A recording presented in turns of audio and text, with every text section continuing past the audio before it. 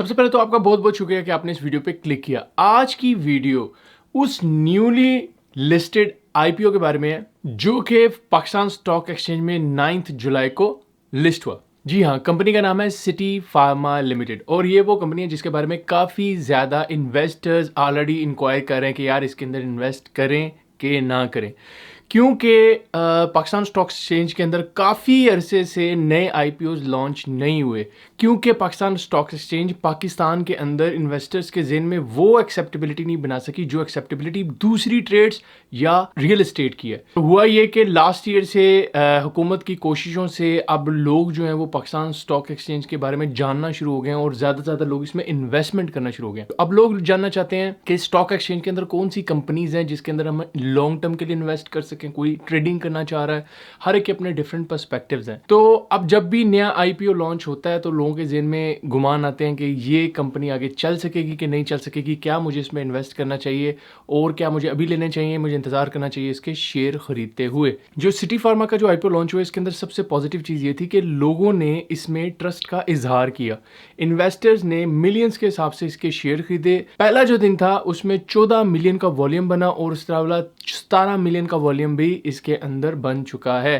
آج جو ہے وہ 19 تاریخ ہے, تو آج 19 تاریخ کے اندر اس کی کلوزنگ تقریباً 37.30 کے اوپر ہوئی ہے, اور جب یہ لسٹ ہوا تھا 9 جولائی کو تو اس کی اوپننگ 33.51 روپے پر ہوئی تھی. تو اب آپ دیکھ سکتے ہو تقریباً اب تک 4 روپے یہ بڑھ چکا ہے.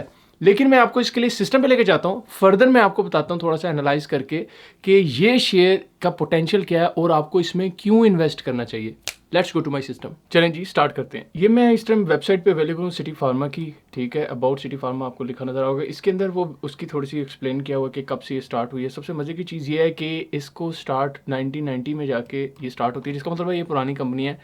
یہ گڈ اس کی چیز ہے کہ ابھی فوراً ہی اسٹارٹ ہوتے ہیں. اس نے اپنے آپ کو پاکستان اسٹاک ایکسچینج پہ لسٹ نہیں کیا, بلکہ کافی عرصے پہلے اپنا ایک مارکیٹ ویلیو بنائی ہے جس کے بعد یہ اس کے اوپر آئے ہیں. اسی لیے آپ نے دیکھا ہوگا انویسٹر اس کے اندر زیادہ انٹرسٹ بھی لے رہے ہیں. اس کے بعد اس کے اندر جاتے ہیں, ہم جا کے دیکھتے ہیں کہ یہ جو آپ انٹرسٹنگ چیز یہ ہے کہ جی ایس کے اور سرل, یہ دو کمپنیاں جو ہے نا اس ٹائم پاکستان اسٹاک ایکسچینج میں لسٹ ہے. یہ ان دو کو بھی اس کا جو پروڈکٹس ہے پرووائڈ کر رہی ہیں. اس کے علاوہ بھی باقی یہ 4 اور 3 کمپنیز آپ کو نظر ہوگی, Martin do, CMOS, global pharmaceuticals اور فارماٹیک.com. یہ اس کے پارٹنرز ہیں, ان کو یہ سپلائی کر رہی ہے یہ کمپنی, جس کا مطلب یہ ہوا کہ اگر یہ بڑی کمپنیز کو سپلائی کر رہی ہے, اس سے مراد یہ ہے اس کے پروڈکٹ اچھی کوالٹی کے ہیں. Simple formula. اور آگے میں آپ کو فردر لے کے چلتا ہوں. اس کے پروڈکٹس میں آپ کو دکھا دیتا ہوں. اس کے پروڈکٹس اگر آپ دیکھیں ٹیکنیکلی نہ آپ جانتے ہیں نہ میں جانتا ہوں, ہم کوئی میڈیکل لائن سے تو ہے نہیں, لیکن ہم نے ایز اے انویسٹر سوچنا ہے اور ہم نے دیکھنا ہے کہ اس میں ایسی کون سی چیز ہے جس کا لانگ ٹرم ریزلٹ نکل سکتے ہیں اور جو لانگ ٹرم لیکن کو جا سکتی ہے. تو پروڈکٹس میں اگر آپ کو میں بغیر اس کے کہ جنرز میں جنیرک نام آپ کو بتاؤں کیا کیا پروڈکٹ ہے, ویسے تو دیکھیں 32 پروڈکٹس ان کے بنا رہے ہیں. آپ اس میں آ کے دیکھیں اور آپ کو فوراً پتہ چل جائے گا یہ کیا ہے. یہ تو نام آپ نے پھر سنا ہی ہوگا, پیراسیٹامول 2 قسم کی یہ بنا رہے ہیں. باقی ان چیزوں کو بھی آپ چھوڑ دیں, یہ آپ کو نہیں پتا. آپ کو بروفین کا بھی پتا ہے اور آپ کو ایسپرین کا بھی پتا ہے. یعنی یہ 4 وہ میڈیسنز ہیں جو کہ آپ کے ریگولر یوز میں ہوتی ہیں, اور ان کا سب سے زیادہ یوز کہاں جا کے بڑھ جاتا ہے جب آپ کا ونٹر آتا ہے, لوگوں کے گلے خراب ہوتے ہیں, لوگوں کو بخار ہوتا ہے, تو وہاں پہ جا کے اس کا اور یوز بڑھتا ہے, جس کا مطلب ہے اس کا ریونیو اور جنریٹ ہوگا ونٹر کے قریب. لیکن نارمل روٹین میں بھی یہ میڈیسن پیراسیٹامول اور یہ جو ایسپرین اور بائیبروفین ہے یہ ہر ہاسپٹل میں یہ ملتی ہے. اسی وجہ سے آپ نے دیکھا ہوگا کہ بڑی بڑی کمپنیز بھی سے اس کی کچھ پروڈکٹس لے رہی ہیں, کیونکہ اس کے پاس ایک جنیرک پروڈکٹس اویلیبل ہیں اس کے پاس. اچھا آگے چلتے ہیں. انویسٹر ریلیشنز میں ایک ان کا میں آپ کو دکھا دیتا ہوں. ان کی یہ ساری رپورٹس ہیں, فائنینشیل رپورٹ انہوں نے پچھلی گئی ہیں 2017 سے لے کے 21 تک. ویسے 17 والی کو صرف میں کھول لیتا ہوں, 21 والی کو بھی میں نہیں دیکھتا. اس کے اندر صرف میں آپ کو جا کے جو میرے لیے امپورٹنٹ چیز ہے وہ یہ ہے, ہم اس کا پروفٹ دیکھ لیتے ہیں. گروس پروفٹ آپ دیکھو پازیٹیو میں ہی ہے اس کا, ٹھیک ہو گیا. اور ارننگ بھی اس کی 18.86 ہے, بیسک ارننگ پر شیئر 2017 کی. اور یہ ماشاءاللہ پروفٹ میں جا رہی ہے, اس کو کوئی لاس, کہیں سے کوئی لاس نہیں ہے. پروفٹ آفٹر ٹیکسیشن یہ دیکھیں پروفٹ جا رہا ہے, لاس نہیں ہے, 2017 میں بھی اور 16 میں بھی. اچھا میں فردر اس کمپنی کے اندر اب چلا جاتا ہوں. اب میں اس کے اندر پاکستان اسٹاک ایکسچینج میں جا کے ہم اس کو دیکھ لیتے ہیں. آج کے دن یہ 37.30 پہ کلوز کی ہے کمپنی, اور اس کے ہم تھوڑے سے فائنینشیلس دیکھتے ہیں. تو آپ کو فائنینشیلس بڑے مزے کے ہیں اس کے. 2016 سے لے کے اب تک کا اس کا سیناریو یہ ہے کہ اس کی ای پی ایس کی جو ویلیو ہے نا 12 18, 25, 6 यानी 2019 में 6 और 2020 का तो आपको पता ही होगा, कोरोना का सीज़न था जिसमें काफ़ी कंपनीज़ को प्रॉब्लम बना था। लेकिन आपने देखा होगा कोरोना की वजह से मेडिसिन्स भी तो बिकना शुरू हुई हैं ना, तो इस वजह से 2020 में इसने 32 का लिया। अपनी पूरी हिस्ट्री में उसने EPS जो है वो 32 का लिया।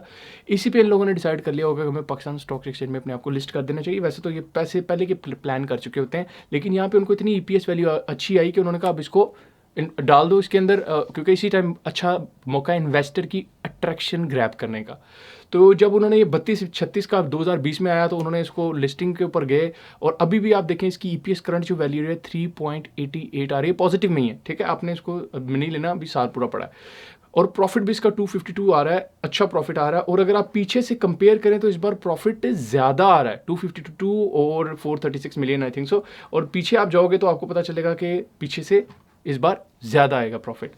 ये इसकी एक गुड चीज़ है। सेल भी इसकी बढ़ रही है, ये भी इसकी गुड चीज़ है।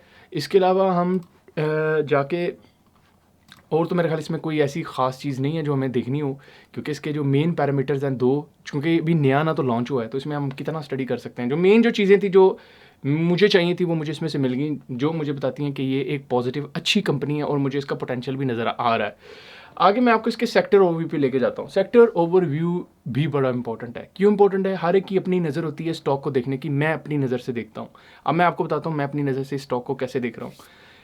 ये आखिर में सिटी फार्मा है। अब आप इन सारे स्टॉक्स पे नज़र लगाएं, इतनी ज़्यादा ये सारे फार्मास्यूटिकल्स की कंपनीज हैं जो कि इस टाइम कराची स्टॉक एक्सचेंज में लिस्टेड हैं, KSE इंडेक्स में हैं, और यानी पाकिस्तान स्टॉक एक्सचेंज में कहने। इनके अंदर अगर आप जाके नोट करोगे तो इस टाइम सिटी फार्मा जो है 37.30 है, बाकी सारी कंपनी 100 रुपये से ऊपर ही बिक रही हैं। 120 मिनिमम जो कंपनी है उसका जो शेयर की प्राइस है 120 है फार्मास्यूटिकल के अंदर। इससे मुझे एक आइडिया होता है कि फार्मास्यूटिकल इंडस्ट्री जो है इसके अंदर शेयर की प्राइस जो है वो नॉर्मली ज़्यादा होती है, और नॉर्मली जो फार्मास्यूटिकल के अंदर जो शेयर होगा वो 100 से ऊपर तक जाने के उसके चांसेस हैं। जिसका मतलब ये हुआ मैं इस 37.30 को 100 से ऊपर जाता हुआ महसूस कर रहा हूँ। साल लगे 1.5 साल लगे, इट्स अ सेपरेट मैटर, लेकिन ये ऊपर जाएगा क्योंकि इसके प्रॉफिट भी अच्छा है, इसकी EPS भी अच्छी है। अब आओ और देखो आगे EPS वैल्यूज़ की, आप देखो आके इधर 3.88 आ रही है, इससे तो ऊपर ही है। मार्क्टर इंटरनेशनल लिमिटेड से अभी भी इसकी EPS वैल्यू ऊपर है। बाकियों के आप देखो सबकी 19 से 11 आ रही है, और मैं एक्सपेक्ट कर रहा हूँ इसकी ये बढ़ेगी EPS वैल्यू, क्योंकि इसके पिछले रिजल्ट अच्छे हैं। PE रेशो में आए, PE रेशो आप इस सेक्टर की अगर PE रेशो देखें 1694 है, और इसकी जो PE रेशो है वो 961 है। फिर वही बात आ गई, इसमें रूम है भी इम्प्रूवमेंट का, ये ऊपर जाने के चांसेस है, और ये अच्छे टाइम है, वैल्यूएबल स्टॉक है, इसको वैल्यू है इसकी बाय करने की। प्रॉफिट मार्जिन भी अगर आप आगे देखें तो इसका प्रॉफिट मार्जिन जो है वो सिटी फार्मा का बेसिकली मैक्टर से भी अच्छा है, और इसके अलावा सिर्फ हाँ मैक्टर और सनोफी एवेंटिस पाकिस्तान लिमिटेड, और बल्कि ये वैथ पाकिस्तान लिमिटेड, इन सब से अच्छा अभी इसका प्रॉफिट मार्जिन चल रहा है। ठीक है, अभी लॉन्च होते ही आप देखें इसका ये हाल है, तो आगे देखें इसने क्या छप्पड़ फाड़ने हैं। तो मुझे ये जो सारा का सारा सेक्टर ओवरव्यू फार्मास्यूटिकल का जो दे रहा है वो ये दे रहा है कि इस कंपनी का बहुत अच्छा पोटेंशियल है इस सेक्टर में, एंड आई एम होपफुल ये इंक्रीज़ करेगा। PE रेशियो जो इसकी भी कम है, इसको वैल्यूएबल स्टॉक है, ये आगे इसने जाना है। आगे मार्केट कैपिटलाइजेशन पे नज़र डालें। मार्केट कैपिटलाइजेशन इसकी देखें स्टार्टिंग में कितनी अच्छी बन रही है, बाकी काफ़ी कंपनियों से ऊपर जा रही है। मसलन IBL से ऊपर है इसकी मार्केट कैपिटल, मैक्टर से ऊपर है मार्केट कैपिटलाइजेशन, ओटसुका से ऊपर है, और विथ से ऊपर है। इसके अलावा टोटल सेल्स भी आप देखें तो इसकी काफ़ी कंपनी से इसकी सेल्स भी ज़्यादा हैं। ठीक हो गया, जिसका मतलब, और एसेट्स भी देख लें इसके काफ़ी अच्छे एसेट्स हैं, बाकियों की निस्बत कई कंपनियों से बेटर हैं इसके एसेट्स की वैल्यू भी। ये तो चीज़ आकी सिर्फ एक सेक्टर ओवरव्यू के थ्रू। अच्छा, अब मैं आपको ना इसके अंदर फर्दर हम लेके चलता हूँ। मैं आपको सिटी फार्मा का भी मटेरियल इन्फॉर्मेशन आई है 14 जुलाई को उन्होंने कहा है कि हम लोग जो हैं CCL एक फार्मा नाम की कंपनी है, उसके साथ एक एग्रीमेंट हमने किया, और उसके लिए हम फॉर्मुलेशन प्रोडक्ट बनाएंगे। उनके बिहाफ पे हम लोग उनको प्रोवाइड करेंगे फॉर्मुलेशन प्रोडक्ट, जिसकी वजह से हमारी कैपेसिटी जो है वो, जितना हमारे कैपेसिटी है वो भी यूटिलाइजेशन बढ़ेगी, यानी इनकी एफिशिएंसी बढ़ेगी। और इसके अलावा वो कह रहे हैं कि हम लोगों को कंपनी की प्रॉफिटेबिलिटी में भी और नेट मार्जिन में भी इजाफा होगा 2 से 3 साल बाद। इमेजिन करो, लिस्ट करते ही उनकी पहले उन्होंने अच्छी खबर सुनाई है कि हम किसी के लिए फॉर्मुलेशन एक नई कंपनी को ऐड किया। आपको मैंने दिखाया था ऑलरेडी ये 6 के ऑलरेडी फॉर्मुलेशन प्रोवाइड कर रहे हैं। उसके अलावा अभी एक और नई कंपनी है जिसके लिए फॉर्मुलेशन का काम करेंगे, which is a very good news. Starting में गुड न्यूज़ का आ जाना ये एक अच्छी खबर है इनके लिए।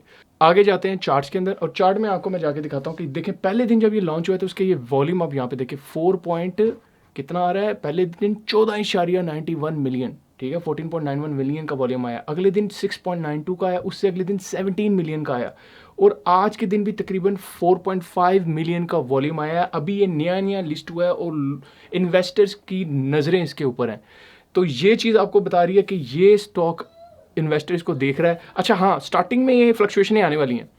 मैं आपको ये नहीं कहूँगा कि भाई मुझे नज़र आ रहा है कि आज 37 पॉइंट इस पे हुआ तो कल और ऊपर होगा या उससे अगले दिन और ऊपर होगा। मैं नहीं ऐसी कोई भी किसी कमिटमेंट कर रहा, क्योंकि जब इसका कोई टेक्निकल एनालिसिस ही नहीं है भाई आपके पास, आपको इसकी हिस्ट्री नहीं पता इस स्टॉक एक्सचेंज के ऊपर, तो मैं इसके बारे में आप ये नहीं कह सकते। लेकिन जितनी चीज़ें मैंने आपको दिखाई हैं, आपने उससे एक आइडिया ले लिया होगा कि इसकी एक अच्छी वर्थ है और ये ऐसा स्टॉक है जिसके अंदर इन्वेस्ट करना चाहिए।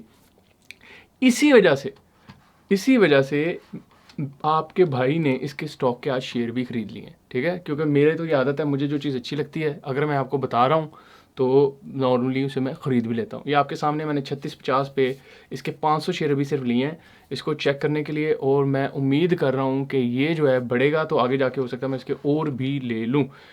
तो जनाब ये है आपके सामने, मैंने सिटी फार्मास्यूटिकल को सारा का सारा खोल के रख दिया। थोड़े बहुत जितने फंडामेंटल्स हमें इससे ले सकते थे हमने लिए, हमने देखा इसके पास्ट बहुत अच्छा है। इसके 2016 से लेके जो इसकी रिपोर्टिंग पड़ी हुई है वो सारी एक अच्छे फिगर्स दे रही है, इस बता रही है कि इसके अच्छे रिजल्ट्स हैं, इसका प्रॉफिट अच्छा है, इसका ईपीएस अच्छा है, पी रेशो इसकी ठीक जा रही है, और अपने सेक्टर से भी मैंने आपको कंपैरिजन करके इसके दिखा दिया कि इसमें मार्जिन है इंप्रूव करने का और इसके अंदर मार्जिन है इसकी शेयर प्राइस को इंक्रीज़ होने का। तो आप लोगों ने मुझे बताना है कि आपको इस सिटी फार्मा के बारे में आपकी क्या राय है, आपको क्या लगता है कि इसमें आपको इन्वेस्ट करना चाहिए कि नहीं करना चाहिए। भाई मैं तो आपको अपनी राय दे चुका और मैं इन्वेस्ट भी कर चुका, आगे आपने अपनी डिसीजन लेनी है। मैं कोई फाइनेंशियल एडवाइज़र तो नहीं हूँ, मेरा काम है कि चीज़ों को जिस तरीके से मैं सोचता हूँ आप तक उस चीज़ को पहुँचा दूँ, ताकि हो सकता है आपको भी कोई चीज़ क्लिक कर जाए और अगर आपने बाय करना है तो आप उसके बारे में बेहतर डिसीजन ले सकें। मेरी इस वीडियो को लाइक ज़रूर कीजिएगा, मेरे चैनल को सब्सक्राइब ज़रूर कीजिएगा।